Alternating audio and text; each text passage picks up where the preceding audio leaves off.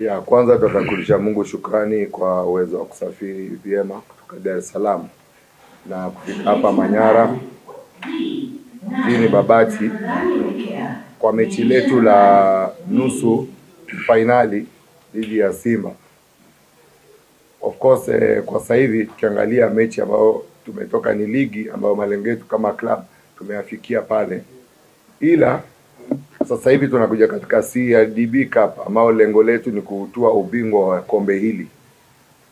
Of course ni semi final, na semi final kuwa nataka kupongeza wachezaji wangu katika kufika hii stage kwa sababu ni ticket moja kuingia katika finali. So matayarisho yetu na mawazo yetu yako katika kuweza ku go through katika finali. Hayo ndo mambo na maandalizi na mawazo yetu ambayo yako kulingana na jinsi ambavyo timu langu linacheza kwa mechi tangu msimu wa pili, yani second leg, na katika zile mechi ambazo zimepita za CRDB Cup tumeimpose mechi letu kwa mpinzani wetu, na expect the same kutoka kwa wachezaji wangu, kwa sababu saizi in terms of kimbinu, confidence ya wachezaji wangu, na in terms of vile tunataka kucheza mchezo wetu kama Singida Black Stars, ndio expectation yangu kwa mechi ya kesho.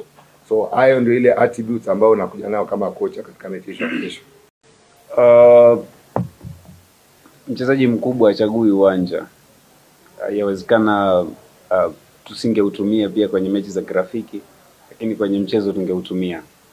Kikubwa ni kuwa tuko tayari kwa ajili ya mechi. Either tumeutumia uwanja au hatujautumia, tuko tayari kwa ajili ya mechi na tuko tayari kwa ajili ya ushindi.